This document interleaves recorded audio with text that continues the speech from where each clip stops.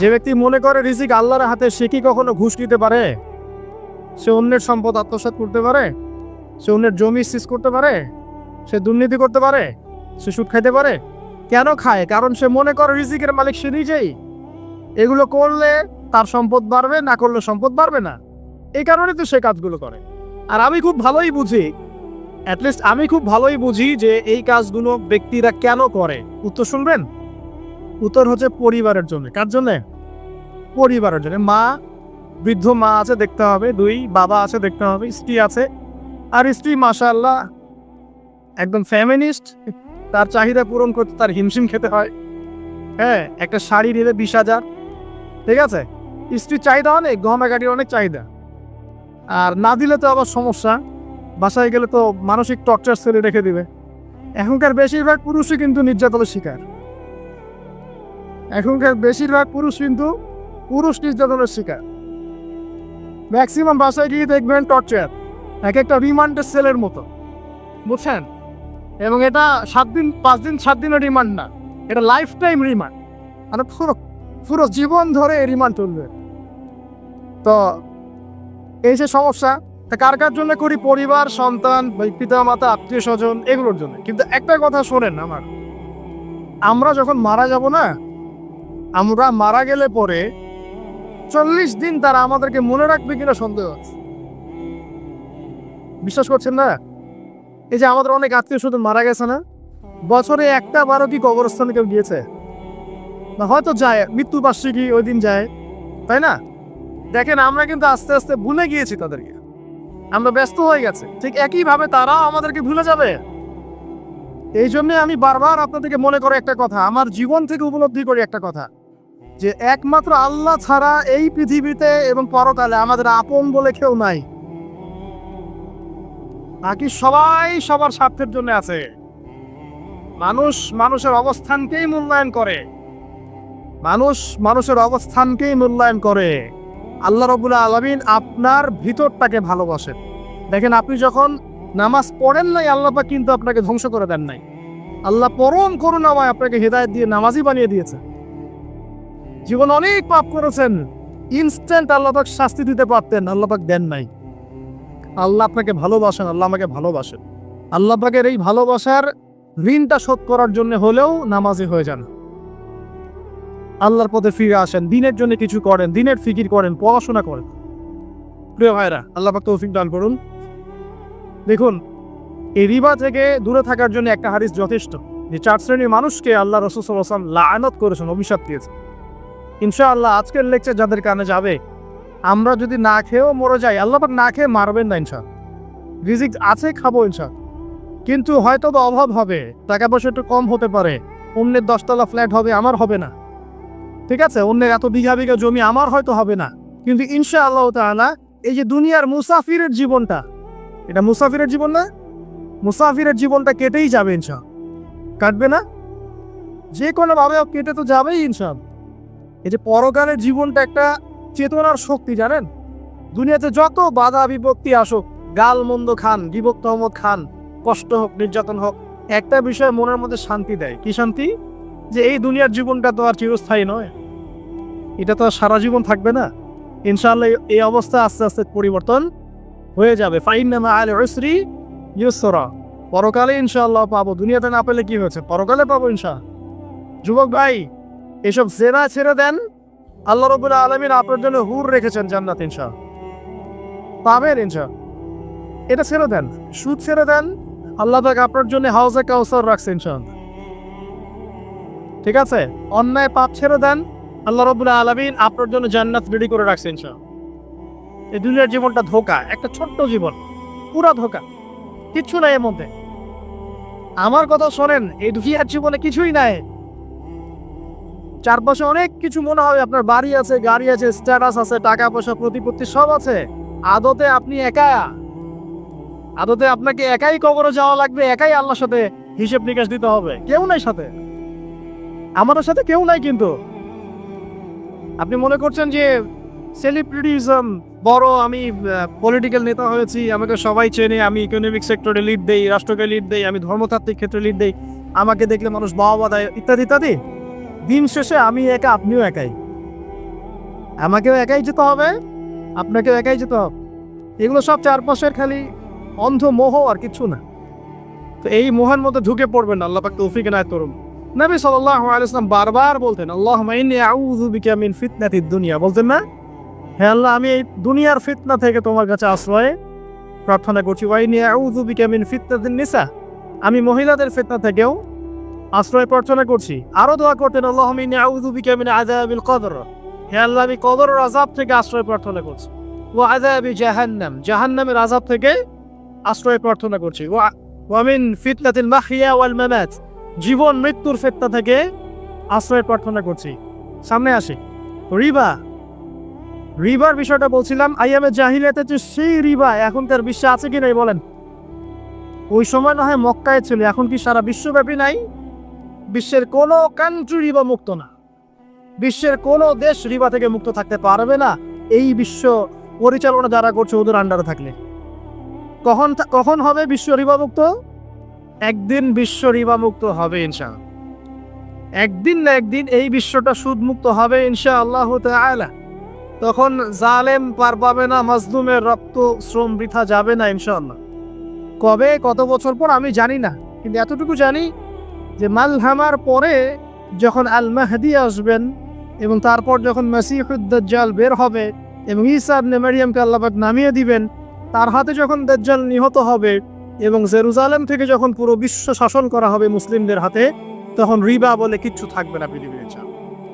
তার আগ পর্যন্ত এই অবস্থা সলভ হবে কিনা আমরা জানি না, হতেও পারে নাও হতে পারে, তবে ওই সময় যে হবে নিশ্চিত ইনশাআল্লাহ।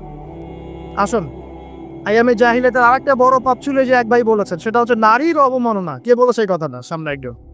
হ্যাঁ, আইয়ামে জাহিলিয়াতের অন্যতম একটা সেরা পাপ ছিল কি? নারীর অবমাননা। এটা নিয়ে কি বলতে হবে? এখন ধর্মের মধ্যেও আমরা নারীদেরকে অবমাননা করছি। বহু নামাজি ব্যক্তি আছে আমাদের মধ্যে, দেখবেন বোনের সম্পত্তি দেয় নাই। মেয়েকে শিক্ষিত করতে যাচ্ছেন না। কেন যাচ্ছেন না? ওর কি অধিকার নাই শিক্ষার? আপনি কি জানেন যে আয়েশা রাদিয়াল্লাহু আনহার কাছে বহু সাহাবী হাদিসের তালিম নিয়েছেন? বহু হাদিস শিখিয়েছেন কে? মা আয়েশা রাদিয়াল্লাহু আনহা। তো তিনি যদি শিক্ষিত না হতেন, শেখাতে পারতেন? তো মেয়েদের শিক্ষার দরকার আছে না? হ্যাঁ, কি বিষয় দরকার? তাদের উপযুক্ত পরিবেশ নিশ্চিত করতে হবে, নিরাপত্তা, পর্দা এগুলো নিশ্চিত করতে হবে। তারপরে মেয়েদেরকে আপনি অবশ্যই শিক্ষিত করবেন। ঘরের কোণে বসে রাখতে কে বলেছে? আপনি নিরাপদ পরিবেশ দেন, পর্দা দেন, তারা মাদ্রাসা যাবে, পড়াশোনা করবে। ঠিক আছে?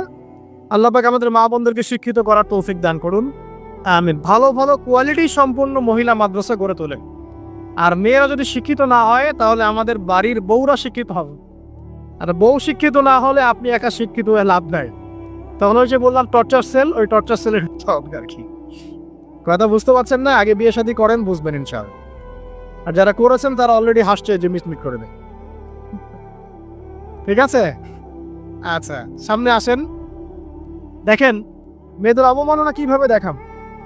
সবচেয়ে বড় অবমাননা হচ্ছে ওদের দেহটাকে আমরা এখন পণ্য বানিয়েছি। তো এখানে সমাধান কি? সমাধান আয়েশা রাদিয়াল্লাহু আনহা। সমাধান কে? সমাধান ফাতিমা রাদিয়াল্লাহু আনহা। সমাধান কে? সমাধান খাদিজা রাদিয়াল্লাহু আনহা। আমাদের মা, আমাদের বোন, আমাদের স্ত্রীদেরকে তাদের মতো করে মানুষ করতে হবে, গড়ে তুলতে হবে ইনশাআল্লাহ। দেখবেন নারীর সত্যিকারের সম্মান নিশ্চিত হবে ইনশাআল্লাহ। ইসলাম কি কখনো বলেছে যে মেয়েরা কাজ করতে পারবে না, পড়াশোনা করতে পারবে না ইত্যাদি? এই নাস্তিকরা তো ঠুনটু যুক্তি দিয়ে আক্রমণ করে। কে বলেছে সমস্যা? এমন ইসলামিক স্টেট আছে যেখানে একটা স্টুডিও, মনে করি স্টুডিও, ছবি তোলা হয় কথার কথা, সেখানে সব কর্মী মহিলা, কোনো পুরুষ নাই। একটা মাদ্রাসা, সমস্ত কর্মী মহিলা, কোনো পুরুষ নাই। একটা স্কুল, সবাই মহিলা, কোনো পুরুষ নাই। ওখানে মেয়েরাই পড়ে, মেয়েরাই শিখায়। জায়েজ না জায়েজ বলেন? একটা নিরাপদ পরিবেশে যদি মেয়েরাই মেয়েদের দায়িত্ব নিয়ে পড়াশোনা করায়, ব্যবসা করে, অন্য কিছু করে, জায়েজ না জায়েজ? তাহলে পরিবেশ নিশ্চিত করাটা হতে চ্যালেঞ্জ। ইসলাম বলছে না যে আপনি তাকে একদম অন্ধ করে রেখে ঘরের কোণে খেলায় রেখে দেন, তাকে আপনি পড়াশোনাও শিখাবেন না, সম্পত্তির অধিকারও দিবেন না, কিছুই না। এগুলো ইসলাম কখনো বলেনি। বলেছে? আরে বোকা মানুষ! রাসূলুল্লাহ সাল্লাল্লাহু আলাইহি ওয়াসাল্লামের সময় তো মহিলা সাহাবীরা উহুদের যুদ্ধ করেছে। কি শুনলেন? রাসূল সাল্লাল্লাহু আলাইহি ওয়াসাল্লামের সময় মহিলা সাহাবী উহুদের যুদ্ধও করেছে। উহুদের যুদ্ধের নাম শুনেছেন? ওখানে মহিলা সাহাবীও ছিল তীরন্দাজ। তাহলে মহিলারা কি করে না এই নবীর যুগে? আর খাদিজা রাদিয়াল্লাহু আনহা যত বড় ব্যবসায়ী ছিলেন, এখন এত বড় ব্যবসায়ী পাবেন? কোনো মেয়ে আছে এত বড় ব্যবসায়ী? উসমান রাদিয়াল্লাহু আনহু যত বড় বিজনেসম্যান ছিলেন, এখন এত বড় বিজনেসম্যান আছে?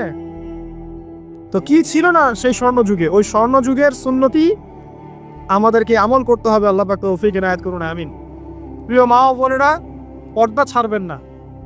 আপনাদের জন্য 4টা কাজ: স্বামীর আনুগত্য করা, লজ্জাস্থানের হেফাজত করা, আপনার 5 ওয়াক্ত সালাত ঠিকঠাক মতো আদায় করা এবং রমজান মাসে সাওম রাখা। নবীজি বলেছেন সাল্লাল্লাহু আলাইহি ওয়াসাল্লাম, জান্নাতের যে কোনো দরজা দিয়ে ইচ্ছা আপনি প্রবেশ করতে পারবেন। আপনার জন্য সহজ। আর স্বামীর আনুগত্য বলতে আমি বুঝাইনি স্বামীর দাসত্ব করতে হবে, এটা বলিনি। এখনকার কিছু ফ্যামিলিস্ট মেয়ে আছে, ওরা আনুগত্য শব্দ মনে হয় যে দাসত্ব মনে হয়। আনুগত্য আর দাসত্ব এক জিনিস না। আনুগত্য কি? স্বামী কুরআন সুন্নাহর অনুকূলে কোনো কথা বলেছে, আপনি মানবেন। স্বামী বলছে পর্দা করো, তোমাকে ভালোবেসে বলছি তুমি পর্দা করো, তুমি আমার অনেক প্রিয় একজন মানুষ, তুমি বেপর্দায় বাইরে যাবা, লোকজন দেখবে, কেমন হয়? ঠিক আছে, তোমাকে তো আমিই বিয়ে করেছি, তুমি আমার, মানুষ তোমাকে দেখবে কেন? ঠিক আছে, তো এখন স্বামী ভালো কথা বলেছে, আপনি শুনলেন, এটা আনুগত্য। আর ওই স্বামী যদি বলে আসো তো আমার কলিগরা এসেছে, ওকে খাবার সার্ভ করতে হবে, আসো খাবারটা পরিবেশন করো। এখন আপনি বেপর্দা হয়ে আপনার স্বামীর কলিগের সামনে খাবার পরিবেশন করতে শুরু করলেন, এটা কি আনুগত্য করতে হবে? এটা তখন আপনি আনুগত্য করবেন না। সিম্পল, কুরআন সুন্নাহর অনুগত কাজে আপনি স্বামীর আনুগত্য করবেন, বিপরীতে গেলে আপনি করবেন না। স্বামীর আনুগত্য মানে স্বামীর দাসত্ব নয়। আর এই হাদিসটা আপনি কেন ভুলে যান যে আল্লাহ রাসূল সাল্লাল্লাহু আলাইহি ওয়াসাল্লাম বলেছেন, আল্লাহ ছাড়া যদি কাউকে সেজদা করা যেত, সম্মান বুঝাচ্ছেন, আল্লাহ ছাড়া যদি কাউকে সেজদা করা জায়েজ হতো, আমি মেয়েদেরকে বলতাম যেন স্বামীকে সেজদা করে। কেন? কারণ আপনাকে রেসপন্সিবিলিটি, আপনার খাবার, আপনার ফুড, আপনার শেল্টার, আপনার মানে পুরো দায় দায়িত্ব নিজের হাড় ভাঙা পরিশ্রম দিয়ে, জীবনের ঝুঁকি নিয়ে স্বামী আপনার জন্য করে। সে আপনার সম্মান পাওয়ার যোগ্য তো? সে কি আপনার সম্মান পাওয়ার যোগ্য নয়? আপনি যদি সম্মানের হক আদায় না করতে পারেন তাহলে আপনি অকৃতজ্ঞ। আর অকৃতজ্ঞ মেয়ে কখনো জান্নাতে যাবে? একটা হাদিসে আছে, বেশিরভাগ মেয়ে জাহান্নামে যাওয়ার অন্যতম কারণ হচ্ছে তারা স্বামীর সাথে কুফরি করে। কি করে? মানে সারা জীবন স্বামী ভালোবেসে যায়, ভরণ পোষণ দিয়ে যায়, সব চাহিদা পূরণ করে যায়, একদিন দেখবেন কথা কাটাকাটি হয়েছে, ওই দিন বলে বসবে যে তোমার কাছে আমি কিচ্ছু পাই নাই সারাদিন। এই যে কুফরি, এই কারণে তারা জাহান্নামে যেতে পারে বেশি। আল্লাহ হেফাজত করুন। আরেকটা কারণ হচ্ছে যে বেপর্দা। আপনাকে 4টা মূলনীতি ফলো করতে হবে। 1, এমন কোনো পোশাক পরবেন না যে পোশাকটা আটো সাটো, যেটা পরলে আপনার গায়ের কাঠামো বোঝা যায়। এটা বোরকা হলেও করা যাবে না। আমি কি বুঝাতে পারছি? ডিজিটাল বোরকা দেখেন নাই? দেখছেন? মাশাআল্লাহ। আর কারা কারা দেখছেন? এদিকে চোখ বেশি যায় না? আচ্ছা, এমনি দেখা যায়, চোখ দিতে হয় না, এমনি দেখা যায়। ডিজিটাল বোরখা চলবে না, ডিজিটাল বোরখা চলবে না। আমার মত, এটা আমি মত দিচ্ছি, আমি আল্লাহর রাস্তায় সময় দিয়েছি অনেক দিন, এবং এখানে যে পর্দাটা শেখানো হয় এরকম পর্দা আমি অন্য কোথাও দেখিনি। এত চমৎকার পর্দা শেখানো হয়। কারা কারা সময় লাগিয়েছে? 3 দিন 7 দিন সময় দিয়েছেন কারা কারা? বেশিরভাগই দেন নাই, সমস্যা নাই, দিতে হবে। আমি বাধ্যতামূলক বলিনি আপনাকে, বলেছি এখানে পর্দা শেখানো হয়, চমৎকার পর্দা শেখানো, যে এখানে চোখটা পর্যন্ত তাদের ঢেকে রাখার তালিম দেওয়া হয়। যাই হোক, যেখানেই শেখেন অ্যাটলিস্ট পর্দাটা শিখলেই হলো। এমন পোশাক হবে না যেই পোশাকটা আটো সাটো, যেটা পরে আপনার গায়ে কাঠামো বোঝা যায়। 2 নম্বরে এমন পোশাক পরা যাবে না যেই পোশাকটা পরলে বাহির থেকে ভিতরের অঙ্গ দেখা যায়। দেখেছেন? দেখেন নাই? দেখছেন হুজুর? আচ্ছা, আপনারা তো সব দেখেন দেখি। তারপরে 3 নাম্বার, এমন পোশাক পরা যাবে না যেটা অমুসলিমদের সাথে সাদৃশ্য আছে। কথা বুঝতে পারছেন? অমুসলিমদের ধর্মীয় বিষয়ের সাথে সাদৃশ্য আছে এমন পোশাক মুসলিম মেয়েদের পরা যাবে না। এর মানে এই নয় যে অন্য ধর্মকে আপনি আক্রমণ করবেন, এটাও নয়। যে যার ধর্ম তাদের স্বাধীনতা মতো পালন করবে। মুসলিমরা বাধা দিবে? দিবে না। মুসলিমরা দাওয়াত দিতে পারে। কি করতে পারে? দাওয়াত দিতে পারে যে ভাই এই যে লা ইলাহা ইল্লাল্লাহ কনসেপ্ট আপনাকে বোঝাচ্ছি, আল্লাহ ছাড়া কোনো মাবুদ নাই, মুহাম্মদ সাল্লাল্লাহু আলাইহি ওয়াসাল্লাম সর্বশেষ রাসূল। এই কোরআন পড়ুন, হাদিস পড়ুন, দেখুন এটাই হচ্ছে মানবতার মুক্তির সনদ। এরপর যদি সে ইসলাম কবুল করে আলহামদুলিল্লাহ, যদি না করে এর হিসাব কে দিবে? সে নিজে দিবে। এর হিসাব কি আমাকে দেওয়া লাগবে? দেওয়া লাগবে না। তো অমুসলিমদের সাথে সাদৃশ্য আছে এমন পোশাক চলবে না। আর 4 হচ্ছে পুরুষরা মেয়েদের পোশাক পরতে পারবে না, মেয়েরা পুরুষদের পোশাক পরতে পারবে না। জি, আপনাদেরকে কি বলছি, আপনারা জিন্স পরতে পারবেন না, মেয়েদেরকে বলছি, এবং টি শার্ট পরতে পারবেন না।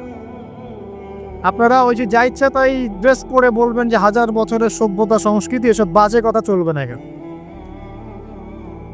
এটা 1000 বছরে কোনোদিনও আমাদের দাদা নানিরা এগুলা কখনো পরে নাই। পড়ছে?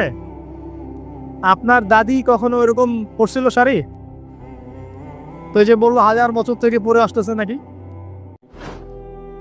সুবহানাল্লাহ। তো এখানে বিষয়টা হচ্ছে পুরুষ মেয়ের পোশাক পরতে পারবে না, মেয়ে পুরুষের পোশাক পরতে পারবে না। আমি খুব সংক্ষিপ্ত করে আপনাকে কোরআন সুন্নাহ থেকে 4টা মূলনীতি বলে দিলাম।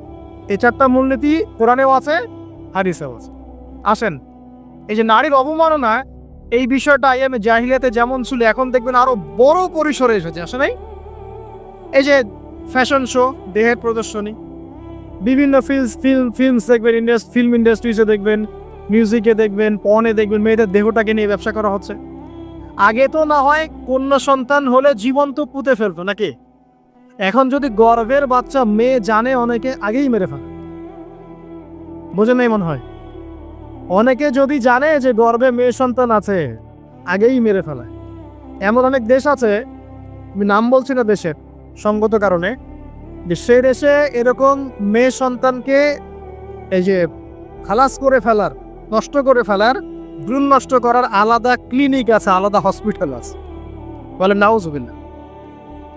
তো আসলে ওই 1450 বছর আগের মানুষটা বেশি বর্বর ছিল না আমরা বেশি বর্বর? এই যে অধিকারের কথা বলে বলে আমরা মেয়েদের দেহটাকে নিয়ে এখন মস্করা করছি, তামাশা করছি। সবচেয়ে সেরা অধিকার কোথায় পাবে? কোরআনে পাবে, হাদিসে পাবে, ইসলামে পাবে। তার পর্দা নিশ্চিত হবে, দেহ সেফ থাকবে, তার ইজ্জত নিশ্চিত হবে, ইজ্জত সেফ থাকবে, তার সম্মান সেফ থাকবে, তাকে রাজরানীর মতো স্বামী বাসায় রাখবে, কারণ সে হচ্ছে তার কাছে সবচেয়ে মূল্যবান প্রিয় বস্তু। শুধু তাই নয়, সম্পত্তির অধিকার তাকে দিতে হবে।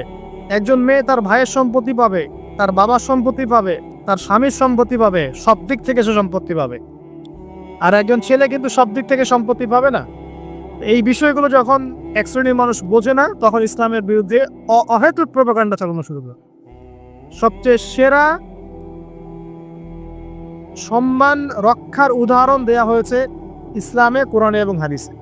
এই কথাটা আপনাদের মা বোনদেরকে বুঝাবেন, তবে নম্রতার সাথে বুঝাবেন, কারণ উচ্চবাচ্য করলে তারা কথা শুনবে না। আল্লাহ রাসূল সাল্লাল্লাহু আলাইহি ওয়াসাল্লাম বলেছেন, কিছুটা বাঁকা হাত দিয়ে তাদেরকে তৈরি করা হয়েছে।